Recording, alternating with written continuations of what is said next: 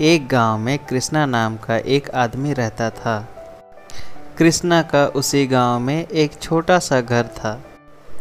घर में उसकी पत्नी, वो और उसका एक छोटा बेटा रहता था।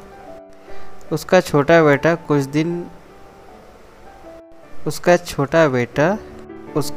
कुछ दिन पहले ही जन्म लिया था। कृष्णा के पास बहुत सारी ज़मीन थी, बट वो सारी की सारी ज़मीन बंजर थी। उस ज़मीन पर कोई भी फसल नहीं हो पाती थी, जिसके कारण वो घर चलाने के लिए किसी और के घर पे काम करता था। लक्ष्मी, ओ लक्ष्मी, आज मुझे मुनीम जी के यहाँ पे बहुत सारा काम है। आज मुनीम जी का अनाज बाहर शहर में बिकने को जाएगा, तो मैं आज खाना खाने नहीं आ पाऊँगा। तो तुम मेरा खाना किसी के हाथों से मुनीम जी के घर तक भिजवा देना।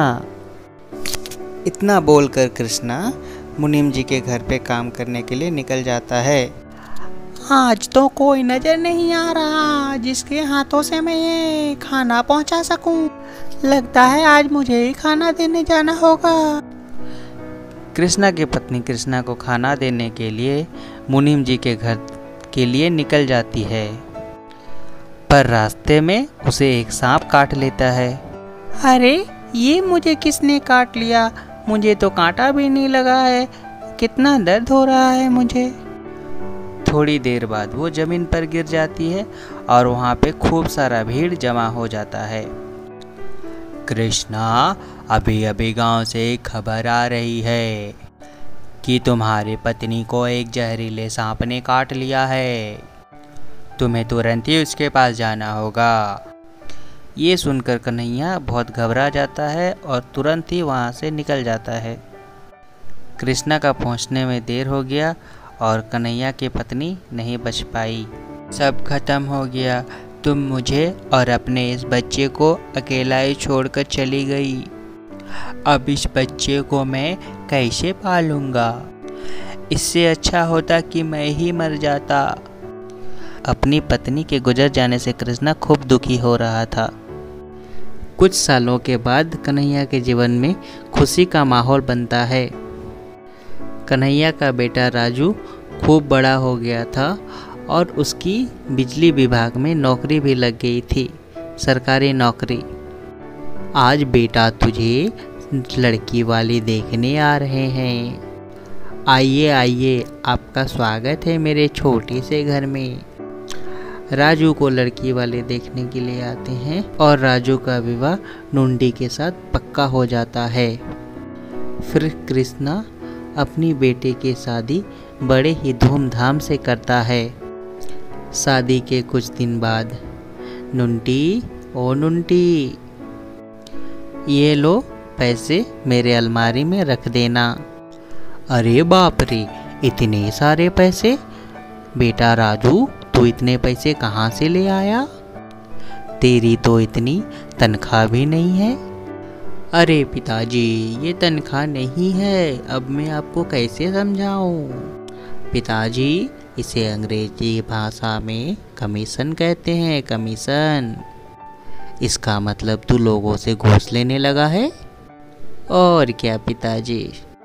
बेटा, मैंने तुझे तेरे माँ के गुजर जाने के बाद भी कितनी मेहनत से पढ़ाया लिखाया और इतनी बढ़िया नौकरी के काबिल भी बनाया, और आज तू उसी कुर्सी का गलत फ़ायदा उठाकर गरीब लोगों से घूस ले रहा है। आपको क्या पता पिताजी, ईमानदारी के रास्तों पे चलने वाला हमेशा पीछे रहता है, और आजकल जो ईमानदारी के रास्ते पे चलता है वो पीछे ही रह जाता है। ईमानदारी से चलेंगे तो बहुत धीरे धीरे आगे बढ़ेंगे, और थोड़ा सा बेईमानी से चलेंगे तो बहुत जल्दी आगे बढ़ जाएंगे। बेटा, जो ईमानदारी के रास्ते से धीरे धीरे आगे बढ़ता है वो बहुत लंबे समय तक टिकता है, और जो घूस खाकर आगे बढ़ता है वो बहुत जल्दी ही बर्बाद हो जाता है। और आगे तू देख ले, तेरी मर्जी। इतना कहकर कन्हैया अपने घर से निकल जाता है। ठीक ही तो कह रहे हैं पिताजी कि घूस लेना पाप है। आप पिताजी की बात मानते क्यों नहीं हो? तुम भी सुनाने लगी। पिताजी अभी कम सुना के गए, जो पिताजी के जाते ही तुम शुरू हो गई। अब मुझे मेरा खाना दे दो, मुझे ऑफिस के लिए लेट हो रहा है। इस तरह कृष्णा का बेटा राजू लोगों से घूस लेने लगा था। वह हर रोज ढेर सारे पैसे लाने लगा, बट कृष्णा को ये बिल्कुल भी पसंद नहीं था। अरे बेटा, ये मुझे अच्छा नहीं लग रहा है। तुम लोगों से ऐसे घूस खाना बंद क्यों नहीं कर देता? अरे पिताजी, आप तो मेरे पीछे ही पड़ गए। बस घूस घूस लगा रखा है। मैं घूस लेना बंद नहीं कर सकता। आपको मेरे साथ रहना है तो रहो, नहीं तो आप घर छोड़ के जा सकते हो। तुम्हें जरा सी भी शर्म नहीं आ रही है? कोई अपने पिताजी से ऐसे बात करता है? वो क्या गलत कह रहे हैं? ठीक ही तो कह रहे हैं कि घूस लेना पाप है। ये कोई पाप नहीं है, आजकल सब ऐसे ही कर रहे हैं। और तुम मेरी अम्मा मत बनो। तुम्हें भी इस घर में रहना है तो रहो, वरना यहाँ से निकल जाओ। अरे बेटा, तुम मेरे कारण तुम लोग आपस में मत लड़ो। मैं ही इस घर को छोड़कर चला जाता हूँ। अरे पिताजी, इन्होंने तो आपको गुस्से में आकर घर छोड़ने के लिए कहा है, और आप सच्ची में घर छोड़ के जा रहे हो? आप कहाँ पर रहोगे? बेटा, तुम मेरे रहने की चिंता मत कर, मैं कहीं पर भी रह लूँगा। इतना कहकर कृष्णा घर छोड़कर चला जाता है। अरे तुम कैसे बेटे हो, जो अपने पिता को घर छोड़ के जाने के लिए एक बार भी नहीं रोका? कन्हैया अपने घर छोड़कर मुनीम जी के घर पर जाता है। क्या हुआ कन्हैया, आज तो तुम समय से पहले काम पर आ गए? और कन्हैया मुनीम जी को अपनी बेटे की सारी बात बता देता है। अरे बाप रे, तुम्हारे बेटे ने तुमको घर से निकाल दिया? ये तो बहुत गलत किया उसने। कृष्णा, तुम बिल्कुल चिंता मत करो, आज से तुम मेरे साथ मेरे इस हवेली में रहोगे।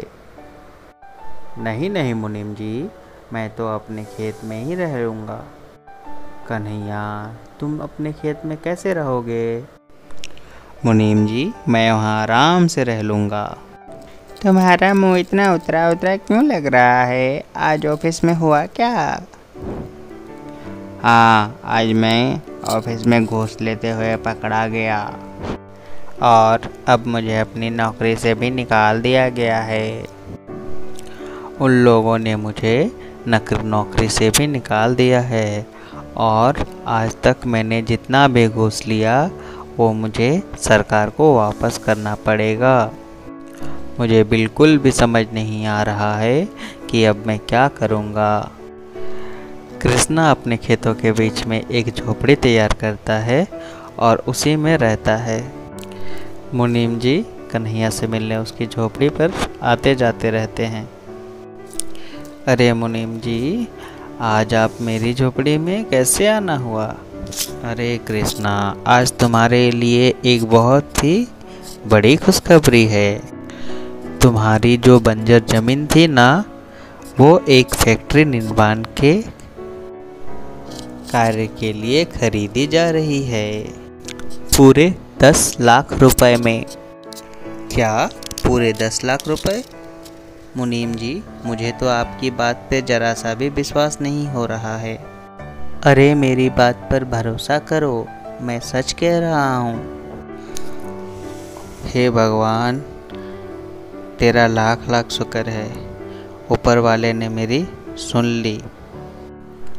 कृष्णा अपनी ज़मीन को बेचकर उसी गांव में एक बढ़िया सा मकान बना लेता है, और उधर राजू पकड़ा गया था, जिसके कारण उसका सारा पैसा और घर भी जब्त कर लिया जाता है, और उन्हें घर से निकाल दिया जाता है, जिसके कारण वो लोग घर से निकलकर बाहर भटक रहे होते हैं।